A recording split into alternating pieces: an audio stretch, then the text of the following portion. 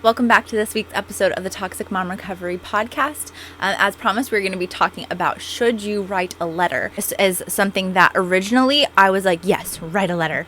And then I did it myself and it did not go well. We write letters. We want to explain and share things with our parents because we want them to understand, right? They're like, I don't understand why you're taking distance. I don't understand why you feel so far. Like, please tell me what I did. And if your parent is emotionally immature or narcissistic, then they're not really able to hear what you have to say. And you've probably experienced this before if you've tried confronting them on something, even if it's really minor, the defenses go up straight away and they're not able to say, wow, I'm sorry that hurt you. How can I make it right? Because they go into defense mode. They're triggered. They're not able to see you and to care about you and how you're feeling. They're like, must defend. And sometimes that defense ends up in attack. And so, after years, for my story, like after years of trying to set boundaries, trying to communicate, like, hey, let's do this. Like I hit my limit and I was like, okay, I'm going to write a letter. And actually my husband and I rewrote it together, thinking that if it came from my husband, because they weren't listening to me, my parents were not listening to me, were not listening to what I said. And I was like, well, maybe if it comes from him, they'll be like, oh, okay, we should listen. That was a bad idea. Happened to us. And what happens with some people is they took the letter, and instead of it being this moment, this opportunity for self-reflection, like it was triggering and it caused pain. And I do feel sad about that. And also I was doing the best I could at the time, right? Like, you want to share, you want to explain because you're like, okay, please see this, please understand. Because if you're writing a letter, sometimes it's to go no contact. And I guess that would be kind of like the differentiation, right? If you're writing your letter to explain why you're going no contact, that's kind of a different thing I'll talk about in a minute.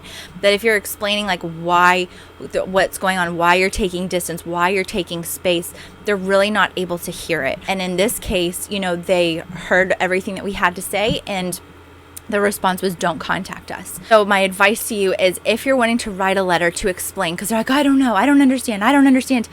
Don't waste your time. If you want to write a letter, if you're like, I need to get this out of my system for me, and this is what I say in the Toxic Mom Recovery Guide, if you need to write the letter, write it. By all means, get everything out. Let the emotions fly, all the words you need to say, all the words you need to write out, like do it, and then don't send it. It might be therapeutic for you to burn it, or maybe to put it away somewhere for when you're feeling weak one day. And I don't say weakness as a bad thing, but if you're feeling like, oh, did I do the right thing? Was that a mistake? Was I too harsh? This or that? And you can go back and be like, oh, these are all the reasons why I felt like I needed to distance myself from them. And so just kind of reminding yourself can be helpful, but also you can burn it and just let it go and just be like, okay. Because the thing is they can't hear it. And something that's happened to people I know who have written letters is they have turned back around and the parent just comes back like word for word, line by line, arguing with every single point that they made. Well, this didn't happen. Excuse for this, like going through and just like throwing it right back in their face, which is even more painful than even feeling it in the first place, because now they're attacking, now they're ripping you down, now they're tearing you apart. So again, if you want to write the letter for you, then write it. I didn't recommend sending it because they're not the kind of person who can hear it. They just can't. And this is part of like learning how to protect your heart. How you feel and what you're experiencing is valuable and it's important. And so why would you share something that's so valuable and so precious as how you're feeling and how you're being affected with someone who isn't safe?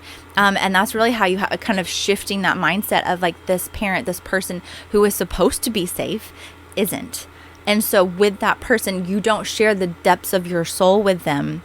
You keep that stuff to yourself. You say, okay, well, you can know like I'm no longer going to be around. So with, should you write a letter telling them you're going no contact? If you feel like that's what's necessary, then do it. I don't know if I would recommend that just because it's another opportunity for them to argue, for them to fight back. If you do write a letter or send a text, then immediately you need to be blocking them on your phone, blocking them on social media, maybe even email, protecting yourself, putting up, doing what you can to protect yourself from their reaction, because they're not going to be happy about it. They're going to want to argue and, go into it and all this stuff. If you end up at the point of having to go no contact, and you feel like you need to tell them, then tell them, but also have that that protection. Another option is just like kind of slowly lessening contact, like kind of slow fading. What is it? Quiet quitting. You're quiet quitting the relationship with your parents.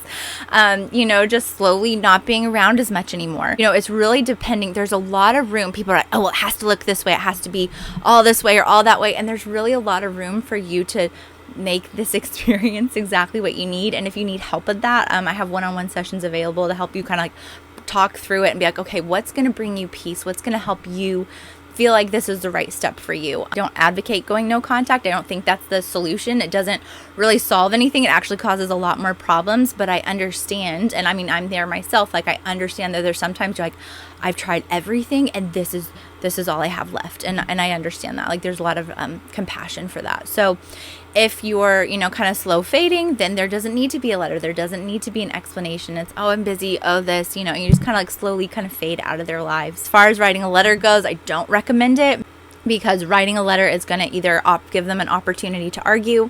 It's, it's you sharing your heart, it's sharing how you feel, and these people aren't safe to do that with. If you feel like you need to write a letter, you need to get the emotions out, like, go nuts. Write all the things, fill up hundreds of pages, however many pages you need to feel like, okay, and then take a breath and just whoosh.